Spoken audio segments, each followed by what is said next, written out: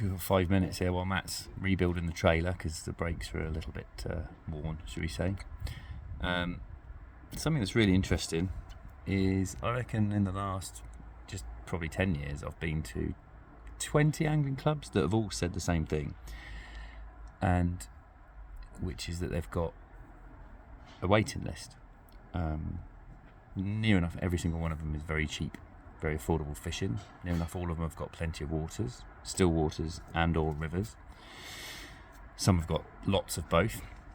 And nowadays, because of predation and water quality issues, which we always have, but again a lot more prevalent in the hotter summers, I always go to lakes, and when we stock fish or we're surveying waters and there's no one around, and they say, there's no one ever fishes it, and we go to a lot of clubs where, all right, on a weekend when the sun's out, there'll be some people fishing, or if you've got hot pegs on a river, they'll be busy.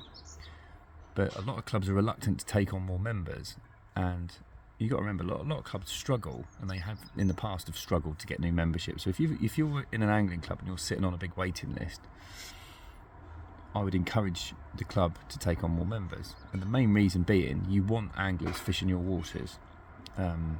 You want them putting bait in, you want them being there, policing it, but as well, especially with otter and cormorant predation, the more anglers are on the banks, the better really. They're your eyes and your ears, they're monitoring, they're looking, they're fishing, they're doing what you want them to do. We go to a few places and the committee try and sort of keep the fishing to themselves a bit and run the club sort of as a bit of an old boys club for themselves. And I don't think that's fair. I think, if it's a club, it should be for as many people as possible. And they're obviously, you really want the days when it's quite busy at certain stretches of these rivers and certain lakes at certain times, because that's good. It's a good thing. You can't run an angling club for a couple of hundred people if you've got that much water, because it's kind of selfish really.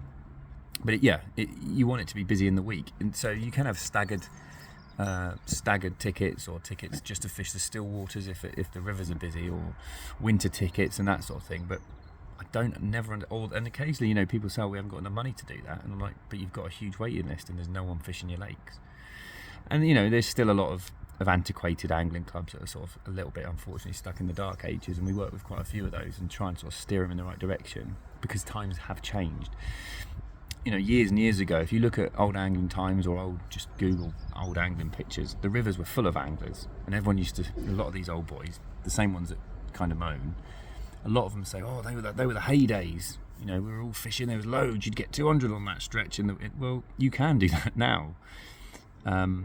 So many have got a waiting list, and I just think it's worth, sort of bringing it up at your AGM or your next club meeting, and sort of saying, a lot of clubs are struggling and have struggled and will struggle for a number of reasons really, but the good clubs and the bigger clubs that have got massive waiting lists, you need to consider what you're doing, because it's no good having all these waters and expecting just to rock up at a weekend and they fish, because the rest of the time Mr. Cormorant, Mr. Otter and people trying to nick your fish, misses them, they don't want to get embroiled in controversy again. It's definitely worth considering. I mean, in my opinion, you want as many members as you can. So, all right, the peak times are going to be busy, but then you want people who are going to fish during the week. So a lot of people are retired. A lot of people will fish during the week because it's quieter. We certainly wouldn't dream of going fishing on weekend unless you have placed yourself. But then that's a choice you make, and those places are going to be busy. Just because you join an angling club doesn't give you the right to expect to rock up on a Saturday at midday and get the choice of pegs, and plus you're paying peanuts, let's be honest. You're paying absolute peanuts. Most of the clubs are so cheap for a year's fishing and the volume and the scope of waters, regardless of whether it be still water or flowing water. So definitely, if you're a member of a club, and also obviously it increases your funds as well, so you bring more money in, so you can look at fencing, you can look at, all right, if you need to restock, you can look at groundworks and bits and pieces like that, fishery management works. But we see it all the time, very, very common for a club to say, there's never anyone fishing. Like, you've not got many members, and they're like, we've got a waiting list. Okay, so take on more members. It's quite straightforward really, and the reasons are mainly to get more people on the bank, more people fishing, and it does help deter predation. And also there are eyes in your ears, so the more people are there during the week, when it's warm, they'll be the first people to spot issues and raise it for the club. You can get aeration quicker if there's people there. But we go to so many lovely places, lovely club waters, there's just no one fishing. apart from on a sunny day on a weekend. So I just thought I'd point that out because we do see this sort of thing all the time. Hopefully Max fixed the brakes now. I ruined them.